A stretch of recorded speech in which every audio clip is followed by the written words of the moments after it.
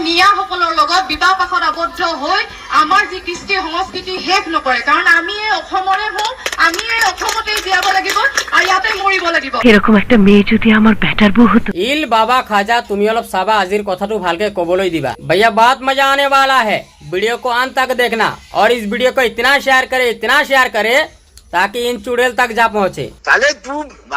তো শিক্ষিত মানুহ হয় নে মূৰ্খ মানুহ হয় মই নাজানো, বা কিমান টকা পাইছ দালালি কৰিবলৈ সেইটোও মই নাজানো, কিন্তু মই ইয়াত প্ৰশ্ন এষাৰ কৰিব বিচাৰো। তোক বুলি কৈছো দেই, বয়সত সৰুৱে হবি কিজানি লাগিছে মোৰ। এই যে কথাষাৰ কলি, আমি অসমৰে হয়, অসমীয়া হয়, আমি খিলঞ্জীয়াৰ লগতে বিয়া হ'ম, মিয়াৰ লগত বিয়া নহওঁ। এই কথাটো কোৱাৰ আগত অলপ ভাবি চাইছিলি নে? খিলঞ্জীয়া হিন্দু মানুহবিলাকৰ জীয়ৰী বঙালী হিন্দু মানুহবিলাকক কিয় বিয়া দিয়ে? বঙালী হিন্দু ছোৱালীবিলাকে খিলঞ্জীয়া ল'ৰাবিলাকৰ লগত কিয় বিয়া হয়, কিয় পলুৱাই যায়, কিয় সংসাৰ কৰে? বঙালী হিন্দু আৰু খিলঞ্জীয়া হিন্দু তেওঁলোকৰ বিষয়ে কিন্তু তই কোৱা নাই। তই কেৱল মাথো গৰীয়া, মৰিয়া, মিয়া এই দুটা সম্প্ৰদায় কেনে কথা কৈছ।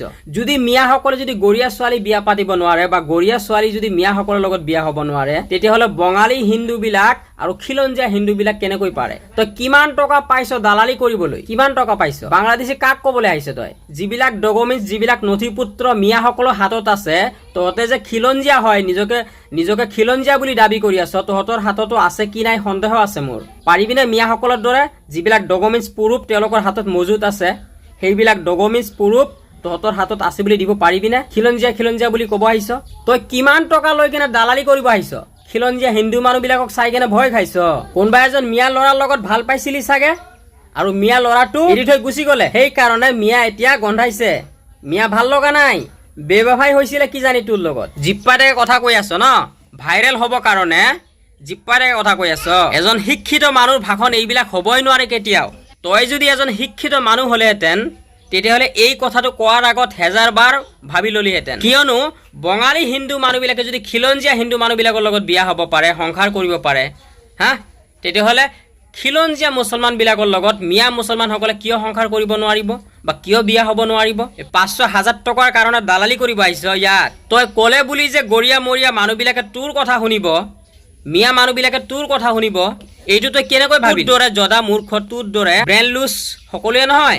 আজি মিয়া মানুহবিলাকৰ ঘৰ ভাঙিছে, তহঁতৰ দৰে একাংশ কুলাংগাৰ বিলাকে হাত চাপৰি মাৰি আছ, বাবা কৰি আছ। মিয়াকে ভাঙিছে জানো? মিয়াৰ বাহিৰে আৰু বহুত খিলঞ্জীয়া মানুহবিলাকৰ ঘৰ ভাঙিছে, গৰীয়া মৰীয়াৰ ঘৰ ভাঙিছে, সেইবিলাক চকুৰে নাচাও। অসমটো অশান্তি কৰিবলৈ আহিছ তহঁতে ন? খিলঞ্জীয়া মানুহবিলাকক হাক দি দে, কৈ দি দিয়ে আপোনালোকৰ ছোৱালীবিলাকে বঙালী হিন্দু বিলাকৰ লগত বিয়া নিদিব, আৰু বঙালী হিন্দু বিলাকক যাই কৈ ঘৰে ঘৰে আপোনালোকৰ ল'ৰা যাতে আমাৰ হিন্দু খিলঞ্জীয়া মানুহবিলাকৰ ছোৱালীৰ লগত ভাল নাপায়, কৈ দিয়া। এইবিলাক ক'ব নোৱাৰিবি, সেইবিলাক সিদ্ধান্ত লবি। কোনে কেনেকে চলিব, কোনে কেনেকৈ নচলিব ঠিকা লৈছে তই।